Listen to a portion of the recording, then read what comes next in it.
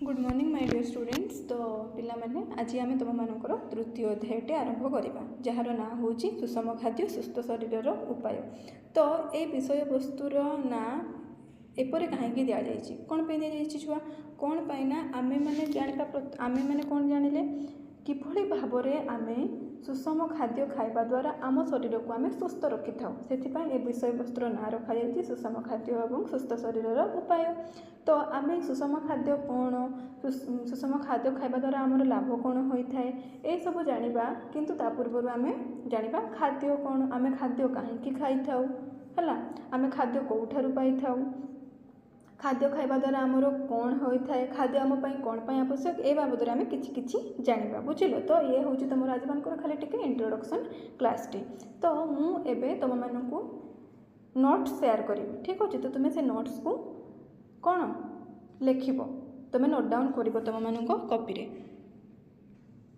तो देख छुआ प्रथमे आम जाना खाद्य कौन है तो इंग्लीश रे कौन कह व्हाट इज फूड। तो खाद्य कौन जो जैविक पदार्थ को आम शरीर को शक्ति जगाइबा सुस्थ रखा और पोषण पाई खाई था ताकू आम खाद्य कह जाए। तो जैविक पदार्थ कहले कौन छुआ जैविक पदार्थ कहले जीव मानक ठारू पाउथिबा पदार्थ को आम जैविक पदार्थ कही थाउ।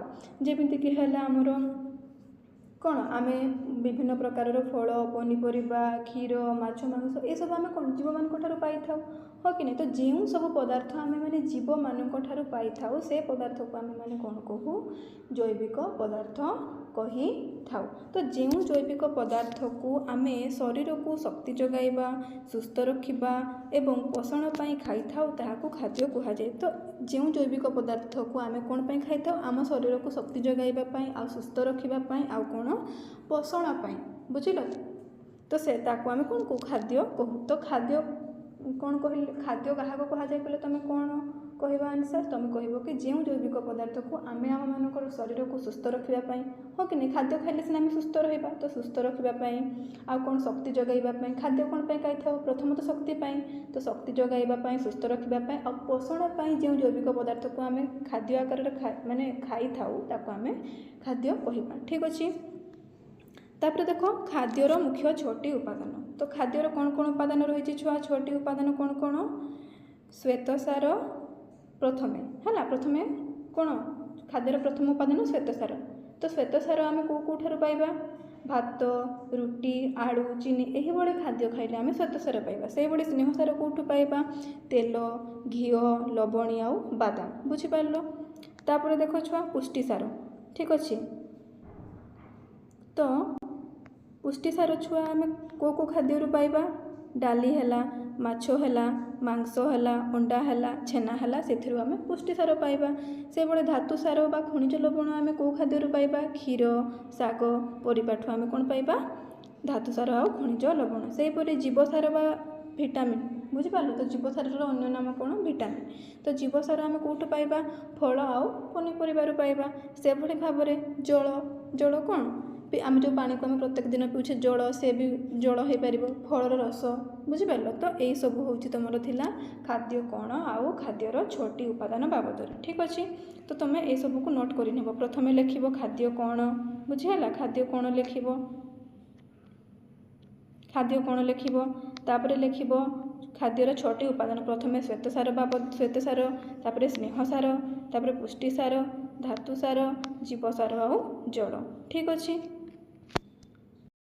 तापर देख छुआ आम खाद्य कहीं खाई था कौन पे छुआ मैंने आम खाद्य खाई था देख आम शरीर पर खाद्यर मुख्य 5टी कार्य रही। तो आम खाद्य कौन पे खाई था आम शरीर पर मुख्य 5टी कार्य रही खाद्यर बुझल। तो खाद्य खाइबा द्वारा आम मैंने कौन कौन होता है खाद्य खाइबा द्वारा आम शरीर पर खाद्यर मुख्य 5टी कार्य रही। तो आम शरीर पर जो खाद्यर 5टी कार्य रही चलो आम से 5टी कार्य बाबद जानिबा कौन कौन। प्रथमे देख शक्ति पाइबा प्रथमे कौन छुआ शक्ति पाइबा है। तो शक्ति पाइबा आम खाद्य खाई था। तो पढ़ा खेलिबा चलवा एवं काम करने आमको खाद्यर शक्ति मिले। तो आम जो पढ़ुचे खेलुचे चलुचे ये सब आम एसबू करने आम किपर समर्थ हो पारे शक्ति द्वारा ही शक्ति आम कौठू पाइले ଖାଦ୍ୟରୁ। ତ ଖାଦ୍ୟ ଖାଇବା ଦ୍ୱାରା ତୁମେ ଶକ୍ତି ପାଇବ। ତ ଶକ୍ତି ପାଇଲେ ତୁମେ ଖେଳିପାରିବ, ପଢ଼ିପାରିବ, ବିଭିନ୍ନ ପ୍ରକାରର କାର୍ଯ୍ୟ କରିପାରିବ। ସେଥିପାଇଁ ଆମ ଶରୀର ପାଇଁ ଖାଦ୍ୟ ବହୁତ ହିଁ ଅତ୍ୟାବଶ୍ୟକ ଅଟେ, ବହୁତ ଆବଶ୍ୟକ ଅଟେ ଖାଦ୍ୟ। ବୁଝିପାରିଲ? ତାପରେ ସେକେଣ୍ଡ ବା ଦ୍ୱିତୀୟ ନମ୍ବର କାର୍ଯ୍ୟ କ'ଣ ରହିଛି ଖାଦ୍ୟର ଆମ ଶରୀର ପାଇଁ? ଶରୀରର ବୃଦ୍ଧି ପାଇଁ। ତ ଶରୀରର ବୃଦ୍ଧି କହିଲେ କ'ଣ ବୁଝୁଛ ଛୁଆ? ଯଦି ତୁମେ ଛୋଟ ଥିଲ, ତୁମେ ଦିନେ ପୁରା ଛୋଟ ହେଇକି ଜନ୍ମ ହୋଇଥିଲା, ଆଜି ତୁମେ ଧୀରେ ଧୀରେ ଦେଖ ଷଷ୍ଠ ଶ୍ରେଣୀ ପଢ଼ିଲଣି, ବଡ଼ ହେଲଣି ନା ନାହିଁ? ତ ଏସବୁ କେମିତି ହେଇପାରୁଛି? ତୁମେ ଧୀରେ ଧୀରେ ବଡ଼ କେମିତି ହେଇପାରୁଛ? ତୁମର ଶରୀରର ବୃଦ୍ଧି କିପରି ହେଇପାରୁଛି? ବୃଦ୍ଧି ମାନେ ତୁମେ ବଡ଼ ହେଉଛ ଧୀରେ ଧୀରେ। ବୁଝିପାରିଲ କି ନାହିଁ? ତୁମେ ଦିନେ ଛୋଟ ପିଲା ହେଇକି ଜନ୍ମ ହୋଇଥିଲ, ପୁରା ଛୋଟ ଛୁଆ କୁନିଟେ ହେଇକି ଜନ୍ମ ହୋଇଥିଲ, ଆଜି ତୁମେ ଷଷ୍ଠ ଶ୍ରେଣୀ ପଢ଼ିଲଣି। ତୁମର ଏଇ ଯେଉଁ ଶରୀରର ବୃଦ୍ଧି ହେଉଛି କିପରି ହେଉଛି? ତୁମେ ଛୋଟରୁ ବଡ଼ କିପରି ହେଉଛ? କେବଳ ଏଇ ଖାଦ୍ୟ ପାଇଁ। ଖାଦ୍ୟ ଦ୍ୱାରା ଶରୀରର ବୃଦ୍ଧି ହୋଇଥାଏ। ଆଉ କ'ଣ? ହାଡ଼ ଓ ମାଂସପେଶୀର ବୃଦ୍ଧି ପାଇଁ ମଧ୍ୟ ଖାଦ୍ୟ ଦରକାର। ଆମର ଯେଉଁ ଶରୀର ଭିତରେ ହାଡ଼ ଅଛି, ଆଉ ଯେଉଁ ବିଭିନ୍ନ ମାଂସପେଶୀ ଅଛି, ସେସବୁର ବୃଦ୍ଧି ପାଇଁ ମଧ୍ୟ ଆମମାନଙ୍କୁ ଖାଦ୍ୟ ନିହାତି ଦରକାର। ବୁଝିହେଲା? ତାପରେ ଦେଖ ତୃତୀୟ ନମ୍ବର କ'ଣ ଅଛି? ତୃତୀୟ ନମ୍ବର ପଏଣ୍ଟ କ୍ଷତ ମରାମତି ପାଇଁ। ତ ଆମର ଯେଉଁ ଆମେ ଭାବ ଏବେ ତୁମେମାନେ ଖେଳୁଛ, ଖେଳୁ ଖେଳୁ ତୁମେମାନେ ପଡ଼ିଗଲ, ତୁମର ଖଣ୍ଡିଆ ହେଇଗଲା, କିମ୍ବା ତୁମେ ଗୋଟେ କିଛି କ'ଣ ପନିପରିବା କାଟୁଛ, ତୁମର ହାତ ଖଣ୍ଡିଆ ହେଇଗଲା। ବୁଝିପାରିଲ? ତ ଯେଉଁ ତୁମର ଯେଉଁ କ୍ଷତ ହେଉଛି ଆଘାତ ଦ୍ୱାରା, ତ ସେ ମରାମତି ପାଇଁ ମଧ୍ୟ ଆମର କ'ଣ ଦରକାର? ଖାଦ୍ୟ ଦରକାର। ତ କ୍ଷତ ମରାମତି ପାଇଁ ତ ଆଘାତପ୍ରାପ୍ତ ସ୍ଥାନକୁ ଶୀଘ୍ର ଶୁଖାଇବା ଓ ନୂଆ କୋଷ ତିଆରି କରିବାରେ ଖାଦ୍ୟ ସାହାଯ୍ୟ କରେ। ତ ଆମର ଯେଉଁ ସ୍ଥାନରେ ଗୋଡ଼ ହେଉ କିମ୍ବା ହାତ ହେଉ, ତ ଯେଉଁ କୌଣସି ଅଙ୍ଗରେ ଆମ ଶରୀରର ଯେଉଁ ଆଘାତପ୍ରାପ୍ତ ହେଉଛି, କ୍ଷତ ହେଉଛି, ତାପରେ ଆମର ଘା ଫା ହେଇଯାଉଛି, ତ ସେ ଆଘାତପ୍ରାପ୍ତ ସ୍ଥାନକୁ ଶୀଘ୍ର ଶୁଖାଇବାରେ ଆମକୁ କିଏ ସାହାଯ୍ୟ କରିଥାଏ? ଏ ଖାଦ୍ୟ ସାହାଯ୍ୟ କରିଥାଏ। କିପରି ସେ ଶୀଘ୍ର ଶୁଖାଏ ସେ ଘାକୁ? ସେ ନୂଆ କୋଷ ତିଆରି କରେ। ଯେଉଁ ସେ ଆଘାତପ୍ରାପ୍ତ ସ୍ଥାନରେ ସେ ନୂଆ କୋଷ ତିଆରି କରେ। କିଏ? ଖାଦ୍ୟ ନୂଆ କୋଷ ତିଆରି କରି ସେ ସ୍ଥାନକୁ ଶୁଖାଇ ଦିଏ। ବୁଝିପାରିଲ? ତ କ୍ଷତ ମରାମତି ପାଇଁ ମଧ୍ୟ ଆମର ଖାଦ୍ୟ ଆମକୁ ସାହାଯ୍ୟ କରୁଛି। ଚତୁର୍ଥ ନମ୍ବର ପଏଣ୍ଟ କ'ଣ? ରୋଗରୁ ରକ୍ଷା ପାଇଁ। ତ ଆମେମାନେ ଖାଦ୍ୟ ଖାଇବା ଦ୍ୱାରା ଆମେ ବିଭିନ୍ନ ପ୍ରକାରର ରୋଗରୁ ଆମ ଶରୀରକୁ କ'ଣ ବଞ୍ଚାଇ ରଖିପାରୁଛେ। ତ କିପରି? ଦେଖ, ଖାଦ୍ୟ ଆମ ଶରୀରର ରୋଗ ପ୍ରତିରୋଧକ ଶକ୍ତି ବଢ଼ାଏ। ତ ଦେଖିବ ବିଭିନ୍ନ ପ୍ରକାରର ଖାଦ୍ୟ ଆମ ଶରୀରର ରୋଗ ପ୍ରତିରୋଧକ ଶକ୍ତି ବଢ଼ାଏ, ଯାହାଦ୍ୱାରା ଆମେ ସହଜରେ ରୋଗୀଣା ହୋଇନଥାଉ। ତ ଆମେ ଖାଦ୍ୟ ଖାଇବା ଦ୍ୱାରା ଆମେ ରୋଗମୁକ୍ତ ହୋଇଥାଉ। ଏମିତି ନୁହଁ କି ଯାହା ତାହା ଖାଦ୍ୟ ଖାଇବ, ଏମିତି ଖାଦ୍ୟ ମାନେ ହେଲ୍ଦି ଫୁଡ଼୍ ଖାଇବ, ସୁଷମ ଖାଦ୍ୟ ଖାଇବ, ଯାହାଦ୍ୱାରା ତୁମେ କ'ଣ ସୁସ୍ଥ ହୋଇକି ରହିବ। ବୁଝିପାରିଲ? ତାପରେ ସୁସ୍ଥ ରହିବା ପାଇଁ। ବୁଝିପାରିଲ? ସୁସ୍ଥ ରହିବା ପାଇଁ। ତ ସୁସ୍ଥ ରହିବା ପାଇଁ ମଧ୍ୟ ଖାଦ୍ୟର କ'ଣ ବିଶେଷତ୍ୱ ଅଛି। ବୁଝିପାରିଲ? ତ କିଭଳି ଭାବରେ ଖାଦ୍ୟ ଆମକୁ ସୁସ୍ଥ ରଖୁଛି? ଆମ ଶରୀରର ହଜମ ପ୍ରକ୍ରିୟା ଓ ରକ୍ତ ସଞ୍ଚାଳନକୁ ସଠିକ୍ ରଖିବା ପାଇଁ ଖାଦ୍ୟ ଓ ଜଳ ଆବଶ୍ୟକ। ତ ଶରୀରରେ ଯେଉଁ ଆମର ହଜମ ପ୍ରକ୍ରିୟା ହେଉଛି, ଖାଦ୍ୟ ଯେଉଁ ହଜମ ହେଉଛି, ଆଉ ଯେଉଁ ରକ୍ତ ସଞ୍ଚାଳନ ସଠିକ୍ ଭାବରେ ହେଉଛି, ସେସବୁ କାହା ଦ୍ୱାରା ହେଇପାରୁଛି? ଖାଦ୍ୟ। ବୁଝିପାରିଲ? ତ ରକ୍ତ ସଞ୍ଚାଳନ ଆଉ ଯେଉଁ ହଜମ ପ୍ରକ୍ରିୟା ପାଇଁ ଖାଦ୍ୟ ଓ ଜଳ ଆବଶ୍ୟକ, ଯାହାଦ୍ୱାରା ଆମେ କ'ଣ ରହିବା? ସୁସ୍ଥ ରହିବା। ତ ଶରୀରର ହଜମ ପ୍ରକ୍ରିୟା ଓ ରକ୍ତ ସଞ୍ଚାଳନକୁ ସଠିକ୍ ରଖିବା ପାଇଁ ଖାଦ୍ୟ ଓ ଜଳ ଆବଶ୍ୟକ ହୋଇଥାଏ। ବୁଝିପାରିଲ? 5ଟି କାର୍ଯ୍ୟ କ'ଣ ଛୁଆ? ଦେଖ, ପ୍ରଥମେ ହେଉଛି ଶକ୍ତି ପାଇବା ପାଇଁ। ଆମ ଶରୀର ପାଇଁ ଖାଦ୍ୟର ପ୍ରଥମେ ଲେଖିବ ଆମେ ଖାଦ୍ୟ କାହିଁକି ଖାଇଥାଉ। ତାପରେ ଲେଖିବ ଆମ ଶରୀର ପାଇଁ ଖାଦ୍ୟର ମୁଖ୍ୟ 5ଟି କାର୍ଯ୍ୟ ରହିଛି। ପ୍ରଥମେ ହେଉଛି ଶକ୍ତି ପାଇବା ପାଇଁ, ଦ୍ୱିତୀୟରେ ହେଉଛି ଶରୀରର ବୃଦ୍ଧି ପାଇଁ, ତୃତୀୟରେ ହେଉଛି କ୍ଷତ ମରାମତି ପାଇଁ, ଚତୁର୍ଥରେ ହେଉଛି ରୋଗରୁ ରକ୍ଷା ପାଇଁ, ପଞ୍ଚମରେ ହେଉଛି ସୁସ୍ଥ ରହିବା ପାଇଁ। ଏସବୁ ପଏଣ୍ଟ ତୁମେମାନେ ଲେଖିବ। ବୁଝିହେଲା? ବର୍ତ୍ତମାନ ପିଲା ଆମେ ଦେଖିବା ପୋଷଣ କ'ଣ। ତ ପୋଷଣ କ'ଣ? ବୁଝିପାରିଲ? ପୋଷଣ କ'ଣ? ପୋଷଣ ହେଉଛି ଏପରି ଏକ ପ୍ରକ୍ରିୟା। ତ ପୋଷଣ ହେଉଛି ଏକ ପ୍ରକାରର ପ୍ରକ୍ରିୟା। ବୁଝିଲ? ତ ପୋଷଣ ହେଉଛି ଏପରି ଏକ ପ୍ରକ୍ରିୟା ଯାହାଦ୍ୱାରା କ'ଣ ହେବ? ଜୀବରେ କିଏ ଆସିବେ? ଉଭୟ ଉଦ୍ଭିଦ ଓ ପ୍ରାଣୀ। ହେଲା? ତ ଯାହାଦ୍ୱାରା ଜୀବ ଖାଦ୍ୟ ଗ୍ରହଣ କରେ, ତାହାକୁ ହଜମ କରି ଶରୀରରେ ବ୍ୟବହାର କରେ ଏବଂ ସେଥିରୁ ଶକ୍ତି ବୃଦ୍ଧି ଓ ସୁସ୍ଥତା ପ୍ରାପ୍ତ କରେ। ତ ପୋଷଣ ହେଉଛି ଗୋଟେ ପ୍ରକାରର ପ୍ରକ୍ରିୟା। ପ୍ରକ୍ରିୟାର ଇଂଲିଶ କ'ଣ? ପ୍ରୋସେସ୍। ଗୋଟେ ପ୍ରକାରର ପ୍ରକ୍ରିୟା।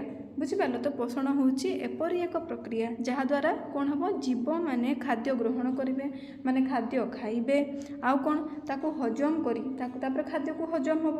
ତାପରେ ଖାଦ୍ୟ ଖାଇଲା ପରେ ଖାଦ୍ୟ ତ ହଜମ ହେବ ନା। ତ ଜୀବମାନେ ଏହି ପ୍ରକ୍ରିୟାରେ କ'ଣ କରିବେ? ଖାଦ୍ୟ ଗ୍ରହଣ କରିବେ, ହଜମ କରି ଶରୀରରେ ବ୍ୟବହାର କରେ ଏବଂ ସେଥିରୁ ଶକ୍ତି ବୃଦ୍ଧି ଓ ସୁସ୍ଥତା ପ୍ରାପ୍ତ କରେ। ତ ଯଦି ତୁମକୁ ପୋଷଣ କ'ଣ ବୋଲି ତୁମକୁ ଜଣେ ପଚାରିଲା ତୁମେ କ'ଣ କହିବ? ଯେଉଁ ପୋଷଣ କହିଲେ କ'ଣ ସେଟା ଗୋଟେ ପ୍ରକ୍ରିୟା ଯେଉଁଥିରେ କ'ଣ କରନ୍ତି ଜୀବମାନେ ପୁରା ମାନେ ତାଙ୍କର ଖାଦ୍ୟ ଗ୍ରହଣରୁ ଯାଇ ସେମାନେ ହଜମ କରି ସେଥିରୁ ଶକ୍ତି ପାଇକି ସୁସ୍ଥତା ରହିବେ ଆଉ ତାଙ୍କର ବୃଦ୍ଧି ହେବ। ଏଇ ଯେଉଁ ପୁରା ସମ୍ପୂର୍ଣ୍ଣ ପ୍ରକ୍ରିୟା ବା ସମ୍ପୂର୍ଣ୍ଣ ଯେଉଁ ପ୍ରୋସେସ୍ ହେଉଛି ଯେଉଁ ସବୁ ସମ୍ପୂର୍ଣ୍ଣ କ'ଣ ପ୍ରକ୍ରିୟା ହେଉଛି ଏ ପ୍ରକ୍ରିୟାକୁ ଆମେ କ'ଣ କହୁ? ପୋଷଣ କହୁ। ତ ପୋଷଣ ହେଉଛି ଏପରି ଏକ ପ୍ରକ୍ରିୟା ଯାହାଦ୍ୱାରା ଜୀବମାନେ ଖାଦ୍ୟ ଗ୍ରହଣ କରି ତାକୁ ହଜମ କରି ଶରୀରରେ ବ୍ୟବହାର କରେ ଓ ସେଥିରୁ ଶକ୍ତି ବୃଦ୍ଧି ଓ ସୁସ୍ଥତା ପ୍ରାପ୍ତ କରେ ତାକୁ ଆମେ କ'ଣ କହୁ? ପୋଷଣ କହିଥାଉ। ଠିକ୍ ଅଛି। ତାପରେ ପୋଷଣ ହେଉଛି ମୁଖ୍ୟତଃ ଦୁଇ ପ୍ରକାରର। ପ୍ରଥମ ପ୍ରକାର କ'ଣ? ପ୍ରଥମ ହେଉଛି ସ୍ୱଭୋଜୀ ପୋଷଣ। ସ୍ୱଭୋଜୀ ପୋଷଣ କ'ଣ? ସ୍ୱଭୋଜୀ ମାନେ ଯେଉଁ ଜୀବ ସ୍ୱ ମାନେ ନିଜେ ସ୍ୱ ମାନେ କ'ଣ? ନିଜେ। ତ ଯେଉଁ ଜୀବ ନିଜ ଖାଦ୍ୟ ନିଜେ ତିଆରି କରନ୍ତି ତାକୁ ଆମେ କହିବା ସ୍ୱଭୋଜୀ ପୋଷଣ। ସ୍ୱ ମାନେ ବୁଝିପାରିଲ ତ? ଯେଉଁଠି ସ୍ୱ ଆସିବ ମାନେ ନିଜେ, ବୁଝିପାରିଲ? ନିଜେ। ତ ଯେଉଁ ଜୀବ ନିଜ ଖାଦ୍ୟ ନିଜେ ତିଆରି କରନ୍ତି ତାକୁ ଆମେ ସ୍ୱଭୋଜୀ ପୋଷଣ କହିଥାଉ। ତ ଉଦାହରଣ କ'ଣ? ସବୁଜ ଉଦ୍ଭିଦ, ବୁଝିପାରିଲ? ସବୁଜ ଉଦ୍ଭିଦ ହେଉଛି ସ୍ୱଭୋଜୀ ପୋଷଣର ଉଦାହରଣ। ସେହିଭଳି ଭାବରେ ପରଭୋଜୀ ପୋଷଣ କ'ଣ ଛୁଆ? ପରଭୋଜୀ ପୋଷଣ ହେଉଛି ଯେଉଁ ଜୀବ ଖାଦ୍ୟ ପାଇଁ ଅନ୍ୟ ପ୍ରାଣୀଙ୍କ ଉପରେ ନିର୍ଭର କରନ୍ତି। ତ କ'ଣ ହୁଏ? ଯେଉଁ ଜୀବମାନେ ଖାଦ୍ୟ ପାଇଁ କ'ଣ କରନ୍ତି? ଅନ୍ୟ ପ୍ରାଣୀମାନଙ୍କ ଉପରେ ନିର୍ଭର କରନ୍ତି, ବୁଝିଗଲା? ତ ତାକୁ ଆମେ କ'ଣ କହିବା? ପରଭୋଜୀ ପୋଷଣ। ଯେପରିକି ହେଲା ମଣିଷ, ଗାଈ, ସିଂହ। ତୁମେମାନେ ଭାବୁଥିବ କି ମଣିଷମାନେ ତ ନିଜ ଖାଦ୍ୟ ନିଜେ ତିଆରି କରନ୍ତି ରୋଷେଇ କରିକି? ନା, କିନ୍ତୁ ଦେଖ ସେଇ ଯେଉଁ ସବୁ ସେମାନେ ପନିପରିବା ହେଲା ଯେଉଁ ଯାହା ବି ସବୁ ହେଲା ସେମାନେ ଅନ୍ୟ ପ୍ରାଣୀମାନଙ୍କ ଠାରୁ ଆଣୁଛନ୍ତି ନା ନାହିଁ? ପ୍ରାୟତଃ ଉଦ୍ଭିଦରୁ ସେମାନେ ଆଣୁଛନ୍ତି, ତାପରେ ସିନା ସେ ରୋଷେଇ କରୁଛନ୍ତି। ସେମାନେ କ'ଣ ଫଳମୂଳ ସବୁ ନିଜେ ବନାଉଛନ୍ତି? ନା, କିନ୍ତୁ ସେ ସବୁ ଜିନିଷ ସବୁଜ ଉଦ୍ଭିଦ ନିଜେ ନିଜ ଖାଦ୍ୟ ତିଆରି କରୁଛି, ବୁଝିପାରିଲ? କିନ୍ତୁ ଦେଖ ସବୁଜ ଉଦ୍ଭିଦରେ ଫଳମୂଳ ହେଲା ପରେ ପନିପରିବା ହେଲା ପରେ ଆମେ ଗଛରୁ ଫଳମୂଳ ପନିପରିବା ଆଣିକି ଆମେମାନେ ବନେଇକି ଖାଉଛେ। ତ ଆମକୁ କୁହାଯିବନି ସ୍ୱଭୋଜୀ, ଆମକୁ କୁହାଯିବ ପରଭୋଜୀ, ବୁଝିପାରିଲ? ତ ସ୍ୱଭୋଜୀ କେବଳ ସବୁଜ ଉଦ୍ଭିଦ ହେବ। ତ ପରଭୋଜୀ ପୋଷଣ କ'ଣ? ଯେଉଁ ଜୀବ ଖାଦ୍ୟ ପାଇଁ ଅନ୍ୟ ଉଦ୍ଭିଦ ଓ ପ୍ରାଣୀ ଉପରେ ନିର୍ଭର କରନ୍ତି, ବୁଝିଲ? ତ ଯେଉଁ ଜୀବମାନେ ଖାଦ୍ୟ ପାଇଁ ଅନ୍ୟ ଉଦ୍ଭିଦ ଏବଂ ପ୍ରାଣୀମାନଙ୍କ ଉପରେ ନିର୍ଭର କରିଥାନ୍ତି ଆମେ ସେଭଳି ପୋଷଣକୁ ଆମେ କ'ଣ କହିବା? ପରଭୋଜୀ ପୋଷଣ। ଉଦାହରଣ କ'ଣ? ମଣିଷ, ଗାଈ, ସିଂହ ଏମାନେ ହେଉଛି ସବୁ ପରଭୋଜୀ, ବୁଝିପାରିଲ? ତାପରେ ଏଠି ଗୋଟେ ଦେଖ ତୁମର ଆଉ ଗୋଟେ ସହଜରେ ପୋଷଣର ସଂଜ୍ଞା ଦେଇଛି। ମନେ ରଖନ୍ତୁ ଖାଦ୍ୟ ଖାଇବା ଠାରୁ ମାନେ ଦେଖ ଆମେ ଜାଣିଲେ ପୋଷଣ ଗୋଟେ ପ୍ରକାରର ପ୍ରକ୍ରିୟା। ତ ସେ କେଉଁଠାରୁ ଆରମ୍ଭ ହେଉଛି? ଖାଦ୍ୟ ଖାଇବାଠୁ ଆରମ୍ଭ ହେଉଛି ସେ ପ୍ରକ୍ରିୟାଟି। ଖାଦ୍ୟ ଖାଇବା ଠାରୁ ଆରମ୍ଭ କରି ଶକ୍ତି ପାଇବା ପର୍ଯ୍ୟନ୍ତ ସମ୍ପୂର୍ଣ୍ଣ ପ୍ରକ୍ରିୟାକୁ ଆମେ କ'ଣ କହୁ? ପୋଷଣ କହିଥାଉ, ବୁଝିପାରିଲ? ତ ପୋଷଣ କ'ଣ? ଏକ ପ୍ରକ୍ରିୟା ଯେଉଁଠାରେ କି ଆମେ ଖାଦ୍ୟ ଖାଇବା ଠାରୁ ଆରମ୍ଭ କରି ଶକ୍ତି ପାଇବା ପର୍ଯ୍ୟନ୍ତ ସମ୍ପୂର୍ଣ୍ଣ ପ୍ରକ୍ରିୟାକୁ ଆମେ କ'ଣ କହୁ? ପୋଷଣ। ତୁମେ ଖାଦ୍ୟ ଖାଇବା ଠାରୁ ଆରମ୍ଭ କରିକି ଯେତେ ଯାଏଁ ଶକ୍ତି ପାଇବା ପର୍ଯ୍ୟନ୍ତ ଯେଉଁ ପ୍ରକ୍ରିୟା ହୋଇ ଚାଲିଛି ସେଗୁଡ଼ାକୁ ଆମେ କ'ଣ କହିବା? ପୋଷଣ କହିବା, ବୁଝିପାରିଲ? ତାପରେ ଦେଖ ପିଲାମାନେ ସୁଷମ ଖାଦ୍ୟ ହେଲା। ତ ସୁଷମ ଖାଦ୍ୟ କ'ଣ? ତୁମର ବିଷୟର ନାଁ ହେଉଛି ସୁଷମ ଖାଦ୍ୟ ସୁସ୍ଥ ଶରୀରର ଉପାୟ। ତ ଏବେ ଆମେ ଜାଣିବା ସୁଷମ ଖାଦ୍ୟ କ'ଣ। ତ ସୁଷମ ଖାଦ୍ୟ କ'ଣ? ଯେଉଁ ଖାଦ୍ୟରେ ଆମ ଶରୀର ପାଇଁ ଆବଶ୍ୟକ ହେଉଥିବା ସମସ୍ତ ପୋଷକ ତତ୍ତ୍ୱ ଉପଯୁକ୍ତ ପରିମାଣରେ ଥାଏ ତାକୁ ଆମେ ସୁଷମ ଖାଦ୍ୟ କହିବା। ତ ଦେଖିବ ଯେଉଁ ଖାଦ୍ୟରେ ଶରୀର ପାଇଁ ଯେତିକି ସବୁ ଆବଶ୍ୟକ ହେଉଥିବା ସମସ୍ତ ପୋଷକ କ'ଣ କ'ଣ ପୋଷକ? ଶ୍ୱେତସାର, ପୁଷ୍ଟିସାର, ସ୍ନେହସାର, ଜୀବସାର, ଧାତୁସାର ଓ ଜଳ ହେଲା। ଯେଉଁ ଖାଦ୍ୟରେ ଏସବୁ ପୋଷକ ତତ୍ତ୍ୱ ଉପଯୁକ୍ତ ପରିମାଣରେ ରହିଥିବ ଯେଉଁ ଖାଦ୍ୟରେ, ବୁଝିଲ? ଆମେ ଗୋଟେ ପ୍ରକାରର ଆମେ ଖାଉଛେ ଖାଦ୍ୟ, ଠିକ୍ ଅଛି? ତ ସେ ଖାଦ୍ୟରେ ଆମର 6ଟି ଯେଉଁ ଖାଦ୍ୟ ଉପାଦାନ ରହିଛି ଆମେ ତାକୁ ପୋଷକ ମଧ୍ୟ କହିବା, ପୋଷକ ତତ୍ତ୍ୱ ମଧ୍ୟ କହିବା। ତ ସେ 6ଟି ଯାକ ପୋଷକ ତତ୍ତ୍ୱ ବା ଖାଦ୍ୟ ଉପାଦାନ ଉପଯୁକ୍ତ ମାନେ ଯଥେଷ୍ଟ ପରିମାଣରେ ଆମ ଶରୀର ପାଇଁ ଯେତିକି ଆବଶ୍ୟକ ସେତିକି ପରିମାଣର ଯଦି ଗୋଟେ ଖାଦ୍ୟରେ ଥିବ ତାହେଲେ ସେ ଖାଦ୍ୟକୁ ଆମେ ସୁଷମ ଖାଦ୍ୟ କହିବା, ବୁଝିପାରିଲ? ତ ସୁଷମ ଖାଦ୍ୟରେ କ'ଣ ଥିବ? ଉପଯୁକ୍ତ ପରିମାଣରେ ସମସ୍ତ ପୋଷକ ତତ୍ତ୍ୱ ରହିଥିବା ଆବଶ୍ୟକ। ଶ୍ୱେତସାର ବି ଥିବ, ସ୍ନେହସାର ବି କିଛି ଥିବ, ପୁଷ୍ଟିସାର ବି, ଜୀବସାର ବି, ଧାତୁସାର ବି ଆଉ ଜଳ ବି ରହିଥିବ। ତ ତାହେଲେ ଯାଇକି ଆମେ ସେ ଖାଦ୍ୟକୁ କହିବା ସୁଷମ ଖାଦ୍ୟ। ଧର ଆମେ ଏବେ ଖାଲି ଭାତ ଆଉ ଡାଲି ଆଉ ଆଳୁ ଭଜା ହିଁ ଖାଇଲେ, ତ ଭାତରେ ଶ୍ୱେତସାର ଅଛି, ଆଳୁରେ ବି ଶ୍ୱେତସାର ଅଛି, ଡାଲିରେ ଆମର ପୁଷ୍ଟିସାର ଅଛି। ତ ଆମକୁ 6ଟି ଯାକ ପୋଷକ ତତ୍ତ୍ୱ ମିଳିଲା କି? ନା, ତାହେଲେ ତାକୁ ଆମେ ସୁଷମ ଖାଦ୍ୟ କହିବା ନାହିଁ। ତ ଆମେ ଯଦି ଭାତ ବି ଖାଇଲେ, ଠିକ୍ ଅଛି, ତା ସହିତ ଆମେ ଡାଲି ଖାଇଲେ ହେଲା, ତା ସହିତ ଆମେ ଭାବ ଆମେ ହେଉଛି ମାଂସ ଖାଇଲେ ହେଲା, ତା ସହିତ ଆମେ ଯଦି କିଛି ପରିମାଣରେ ଘିଅ ହେଲା। ଯଦି ଆମେ ଭାତରେ ଘିଅ ବି ବୁଡ଼େଇକି ଖାଆନ୍ତି, ଘିଅ ଖାଇଲେ, ତାପରେ ଯଦି ଆମେ କ'ଣ ଖାଇଲେ ଏଇଟା ପନିପରିବା କିଛି ଖାଇଲେ ହେଲା, ତାପରେ କ'ଣ ସାଲାଡ଼ ଫାଲାଡ଼ ଖାଇଲେ, ଆମେ ଶାଗ ଖାଇଲେ, ତ ଆମେ ଯଦି ଏପରି ବିଭିନ୍ନ ପ୍ରକାରର ଖାଦ୍ୟ ଖାଇବା ତାହେଲେ ଆମକୁ ସମସ୍ତ, ତାପରେ ପୁଣି ପାଣି ବି ପିଇବା, ବୁଝିପାରିଲ। ତ ଆମେ ଯଦି ଏହିଭଳି ଖାଦ୍ୟ ଆମର ପ୍ରତ୍ୟେକ ଦିନ ଖାଦ୍ୟରେ ଗ୍ରହଣ କରିବା, ଖାଦ୍ୟ ଆକାରରେ ଗ୍ରହଣ କରିବା, ତାହେଲେ ସବୁ ପୋଷକ ସେ ଖାଦ୍ୟରେ ରହିଛି, ହଁ କି ନାହିଁ, ବୁଝିପାରିଲ। ତ ଆମେମାନେ ଏପରି ଏକ ଖାଦ୍ୟ ଖାଇବା ଯେଉଁଥିରେ କି ଏଭଳି ଖାଦ୍ୟ ଖାଇବା ଯାହାକି ସମସ୍ତ ପୋଷକ ତତ୍ତ୍ୱରେ ପରିପୂର୍ଣ୍ଣ ହୋଇଥିବ, ବୁଝିଲ। ମାନେ ଏମିତି ନୁହେଁ କି ଭାତରେ କ'ଣ ସବୁ ଥିବ କି, ନା ସେମିତି ନଥିବ। ଭାତରେ ଆମର ଶ୍ୱେତସାର ରହିଛି, ଡାଲିରେ ଆମର କ'ଣ ରହିଛି, ପୁଷ୍ଟିସାର ରହିଛି, ବୁଝିପାରିଲ। ଘିଅରେ ଆମର କ'ଣ ରହିଛି, ସ୍ନେହସାର ରହିଛି। ପନିପରିବା ଖାଇବ ହେଲା, ତାପରେ ପୁଣି କ'ଣ କ୍ଷୀର ପିଇବ। ତ ଏମିତି ସବୁ ଖାଦ୍ୟ ଖାଇଲେ ସମସ୍ତ ବିଭିନ୍ନ ପ୍ରକାରର ଆମେ ପୋଷକ ପାଇଲେ, ଛଅଟି ଯାକ ପୋଷକ ପାଇଲେ, ପାଣି ପିଇଲେ, ବୁଝିପାରିଲ। ତ ସେଇଭଳି ଖାଦ୍ୟକୁ ଆମେ କ'ଣ କହିବା, ସୁଷମ ଖାଦ୍ୟ କହିବା। ତ ଯେଉଁ ଖାଦ୍ୟ ଆମ ଶରୀର ପାଇଁ ଆବଶ୍ୟକ ହେଉଥିବା ସମସ୍ତ ପୋଷକ ତତ୍ତ୍ୱ ଉପଯୁକ୍ତ ପରିମାଣରେ ଥାଏ, ବୁଝିଲ, ତ ତାକୁ ଆମେ ସୁଷମ ଖାଦ୍ୟ କହିବା। ବୁଝିପାରିଲ ଡେଫିନେସନ୍ କ'ଣ, ଯେଉଁ ଖାଦ୍ୟରେ ଆମ ଶରୀର ପାଇଁ ଆବଶ୍ୟକ ହେଉଥିବା ସମସ୍ତ ପୋଷକ ତତ୍ତ୍ୱ ଉପଯୁକ୍ତ ପରିମାଣରେ ଥାଏ ତାକୁ ସୁଷମ ଖାଦ୍ୟ କୁହାଯାଏ। ତ କ'ଣ କ'ଣ ପୋଷକ ତତ୍ତ୍ୱ, ଶ୍ୱେତସାର, ପୁଷ୍ଟିସାର, ସ୍ନେହସାର, ଜୀବସାର, ଧାତୁସାର ଓ ଜଳ। ଠିକ୍ ଅଛି, ବୁଝିଗଲା। ଦେଖ ପିଲାମାନେ, ତାପରେ ସୁଷମ ଖାଦ୍ୟ ଖାଇବା ଦ୍ୱାରା ଆମର କି ସାହାଯ୍ୟ ହୁଏ। ତ ସୁଷମ ଖାଦ୍ୟ ଖାଇବା ଦ୍ୱାରା ଆମର କି ସାହାଯ୍ୟ ହୁଏ ଛୁଆ, ଆମେ ଚାଲ ଜାଣିବା। ତ ପ୍ରଥମ ପଏଣ୍ଟ କ'ଣ, 1 ନମ୍ବର ପଏଣ୍ଟ, ପ୍ରଚୁର ଶକ୍ତି ମିଳେ। ତ ସୁଷମ ଖାଦ୍ୟ ଖାଇବା ଦ୍ୱାରା ଆମକୁ ପ୍ରଥମତଃ ଶକ୍ତି ମିଳେ ପ୍ରଚୁର ପରିମାଣରେ। ତ ସୁଷମ ଖାଦ୍ୟରେ ଥିବା ଶ୍ୱେତସାର ଓ ସ୍ନେହସାର ଆମକୁ ଦିନସାରା ପଢ଼ିବା, ଖେଳିବା, ଦୌଡ଼ିବା ଆଉ କାମ କରିବା ପାଇଁ ଶକ୍ତି ଯୋଗାଏ। ଠିକ୍ ଅଛି। ତାପରେ ଶରୀରର ସଠିକ୍ ବୃଦ୍ଧି ହୁଏ। ତ ସୁଷମ ଖାଦ୍ୟ ଖାଇବା ଦ୍ୱାରା ଆମ ଶରୀରର ସଠିକ୍ ବୃଦ୍ଧି ହୁଏ, ବୁଝିହେଲା। ତ କିପରି ଦେଖ, ଯେଉଁ ଆମର ସୁଷମ ଖାଦ୍ୟରେ ଥିବା ପୁଷ୍ଟିସାର ଆମ ହାଡ଼, ମାଂସପେଶୀ ଓ ଅଙ୍ଗ ପ୍ରତ୍ୟଙ୍ଗକୁ ସଠିକ୍ ଭାବରେ ବଢ଼ିବାରେ ସାହାଯ୍ୟ କରେ। ତ ସୁଷମ ଖାଦ୍ୟରେ ଆମର 6ଟି ଯାକ ପୋଷକ ରହିଥିବ, 6ଟି ଯାକ ଖାଦ୍ୟର ଉପାଦାନ ରହିଥିବ। ତ ସେଥିମଧ୍ୟରୁ ଯେଉଁ ପୁଷ୍ଟିସାର ରହିଛି, ସେ ପୁଷ୍ଟିସାର କ'ଣ କରିବ, ହାଡ଼, ମାଂସପେଶୀ ଓ ବିଭିନ୍ନ ଅଙ୍ଗ ପ୍ରତ୍ୟଙ୍ଗକୁ ସଠିକ୍ ଭାବରେ ବଢ଼ିବାରେ ସାହାଯ୍ୟ କରିବ, ଯାହାଦ୍ୱାରା କ'ଣ ହେବ, ଆମ ଶରୀରର ସଠିକ୍ ଭାବରେ ବୃଦ୍ଧି ହେବ, ବୁଝିହେଲା। ତାପରେ କ'ଣ, ରୋଗ ପ୍ରତିରୋଧକ ଶକ୍ତି ବଢ଼େ, ବୁଝିହେଲା। କ'ଣ ବଢ଼େ, ରୋଗ ପ୍ରତିରୋଧକ ଶକ୍ତି ବଢ଼େ। ତ ଆମର ଯେଉଁ ରୋଗ ପ୍ରତିରୋଧକ ଶକ୍ତି କିଏ ବଢ଼ାଏ ମୁଖ୍ୟତଃ ଭାବରେ, କେଉଁ ପୋଷକ ତତ୍ତ୍ୱ 2ଟି, ଜୀବସାର ଓ ଧାତୁସାର ଆମ ଶରୀରକୁ ବିଭିନ୍ନ ରୋଗ ଓ ସଂକ୍ରମଣ ସହ ଲଢ଼ିବାକୁ ଶକ୍ତି ଯୋଗାଇ ଦିଅନ୍ତି, ଯାହାଦ୍ୱାରା ଆମ ଶରୀର ରୋଗୀଣା ହୋଇନଥାଏ ଏବଂ ସୁସ୍ଥ ରହିଥାଏ, ବୁଝିପାରିଲ। ତ ଜୀବସାର ଓ ଧାତୁସାର ଦ୍ୱାରା କ'ଣ, ଆମର ରୋଗ ପ୍ରତିରୋଧକ ଶକ୍ତି ବଢ଼େ ଶରୀରର, ବୁଝିପାରିଲ, ଯାହାଦ୍ୱାରା ଆମ ଶରୀର ବିଭିନ୍ନ ରୋଗ ଓ ସଂକ୍ରମଣ ସହ ଲଢ଼ିବାକୁ ଶକ୍ତି ପାଇଥାଏ ଏବଂ ଆମ ଶରୀର ରୋଗୀଣା ହୋଇନଥାଏ, ବୁଝିହେଲା। ତାପରେ 4ର୍ଥ ନମ୍ବର ପଏଣ୍ଟ କ'ଣ, 4ର୍ଥ ନମ୍ବର ପଏଣ୍ଟଟି ହେଉଛି କ୍ଷତ ଓ କୋଷର ମରାମତି ହୁଏ। ତ ଆମର ଯେଉଁ କ୍ଷତ ହୋଇଥିବ ହେଲା, ତ ତାର କ'ଣ ମରାମତି ହୁଏ। ତ କ'ଣ ଦେଖ, ଆମ ସପୋଜ ଏବେ ଭାବିନିଅ ତୁମେ ଏବେ ଖେଳୁଛ, ପଡ଼ିଗଲ, କିମ୍ବା ତୁମ ହାତ କଟିଗଲା, କିମ୍ବା ତୁମକୁ ଆଘାତ ଲାଗିଲା। ତ ଯେଉଁ ତୁମର ଆଘାତ ଲାଗିଥିବ ଯେଉଁ ସ୍ଥାନରେ, ସେ ସ୍ଥାନରେ କ'ଣ ହେବ, ନୂଆ କୋଷ ତିଆରି ହେବ। ସେଥିପାଇଁ କି ସୁଷମ ଖାଦ୍ୟ ସାହାଯ୍ୟ କରିଥାଏ, ଯାହାଦ୍ୱାରା ତୁମର କ'ଣ, ସେ ଯେଉଁ ଆଘାତ ସ୍ଥାନ ଶୀଘ୍ର ଶୁଖିଯାଏ। ଠିକ୍ ଅଛି। ତ ଦେହ କଟିଗଲେ ବା ଆଘାତ ଲାଗିଲେ ସୁଷମ ଖାଦ୍ୟ ନୂଆ କୋଷ ତିଆରି କରି କ୍ଷତକୁ ଶୀଘ୍ର ଶୁଖାଇ ଦିଏ। ତାପରେ ମାନସିକ ଏକାଗ୍ରତା ଓ ପାଠ ପଢ଼ାରେ ମନ ଲାଗେ। ତ କ'ଣ ହୁଏ ନା, ସୁଷମ ଖାଦ୍ୟ ଖାଇବା ଦ୍ୱାରା ଆମମାନଙ୍କର ମସ୍ତିଷ୍କ, ବୁଝିପାରିଲ, ଯାହାକୁ କି ଇଂରାଜୀରେ କୁହାଯାଏ ବ୍ରେନ୍, ତ ଆମର ମସ୍ତିଷ୍କ ସମ୍ପୂର୍ଣ୍ଣ ସୁସ୍ଥ ରୁହେ ସୁଷମ ଖାଦ୍ୟ ଖାଇବା ଦ୍ୱାରା, ବୁଝିଲ। ତ ଆଉ କ'ଣ, ଚେତା ଶକ୍ତି ବଢ଼େ। ଆଉ କ'ଣ ହୁଏ ଛୁଆ, ଚେତା ଶକ୍ତି ବଢ଼ିଥାଏ। ଆମେମାନେ ବହୁତ ଟାଇମ୍ ପର୍ଯ୍ୟନ୍ତ ଚେତି ରହିପାରିବା, ବୁଝିପାରିଲ, ଯାହାଦ୍ୱାରା ଆମେ ଅଧିକ ଟାଇମ୍ ପଢ଼ିପାରିବା। ଠିକ୍ ଅଛି। ଏବଂ ପାଠ ପଢ଼ାରେ ମନୋଯୋଗ ବୃଦ୍ଧି ପାଏ। ତ ଯଦି ଆମେ ସୁଷମ ଖାଦ୍ୟ ଖାଇବା ଦ୍ୱାରା ଆମର ମସ୍ତିଷ୍କ ପୁରା ସମ୍ପୂର୍ଣ୍ଣ ଭାବରେ ସୁସ୍ଥ ରହେ। ଆଉ କ'ଣ ଛୁଆ, ଚେତା ଶକ୍ତି ବଢ଼େ। ଆଉ କ'ଣ, ଚେତା ଶକ୍ତି ବଢ଼େ। ଆଉ କ'ଣ, ପାଠ ପଢ଼ାରେ ମନୋଯୋଗ ବୃଦ୍ଧି ପାଏ। ତ 5ମ ନମ୍ବର ପଏଣ୍ଟ କ'ଣ କହିଲା, ମାନସିକ ଏକାଗ୍ରତା, ପାଠ ପଢ଼ାରେ ମନ ଲାଗେ। ତ ସୁଷମ ଖାଦ୍ୟ ଆମ ମସ୍ତିଷ୍କକୁ ସମ୍ପୂର୍ଣ୍ଣ ଭାବରେ ସୁସ୍ଥ ରଖେ, ଯାହାଦ୍ୱାରା ଆମର ଚେତା ଶକ୍ତି ମଧ୍ୟ ବଢ଼େ। ଆଉ କ'ଣ, ପାଠ ପଢ଼ାରେ ମନ ବୃଦ୍ଧି ହୁଏ, ବୁଝିପାରିଲ।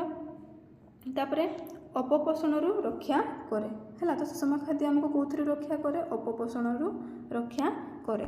କ'ଣ, या माने कौन शरीर में जदि कौन पोषक तत्वर अभाव होगाकू दिए ना तो से कौन करे ना आम सुषम खाद्य आम 6टी उपादान खाद्यर उपादान को आम कौन खाइले खाद्य आकार खाइले तो जहाद्वारा कौन हम आमर कौन प्रकार खाद्य उपादान अभाव रही कौन प्रकार पोषण अभाव रही आम कौन पाना श्वेतसार भी खाइले स्नेह सार भी खाइले पुष्टिसार भी खाइले जीवसार भी खाइले धातुसार भी खाइले जड़ भी पीले तो कौन प्रकार आमर पोषक तत्वर अभाव रही जहाद्वारा आम अपपोषण रक्षा पाइबा जहाद्वारा आम विभिन्न रोगर रक्षा पाइबा बुझीपार तो शरीर में कौन पोषक तत्वर अभाव होगाकू से दिए ना किए सुषम खाद्य दिए ना बुझीपार जहाद्वारा दुर्बलता और अभावजनित रोग हुए ना संख्या पर जदि तुमको जदि तुम किए 2-3 मार्क कि 5 मार्क जब किए पचारा तो तुम्हें सब 5टी पॉइंट लिख जदि तुमको किए गोटे मार्क पचारा तुम परीक्षा कि सुषम खाद्य कौन साहाय्य करे है तो सुषम खाद्य खावा द्वारा आमर कौन होता है तो तुम कौन लिख सुषम खाद्य खावा द्वारा आम सुस्थ निरोग शक्तिशाली और बुद्धिमान हो था बुझीपार ठीक अच्छे।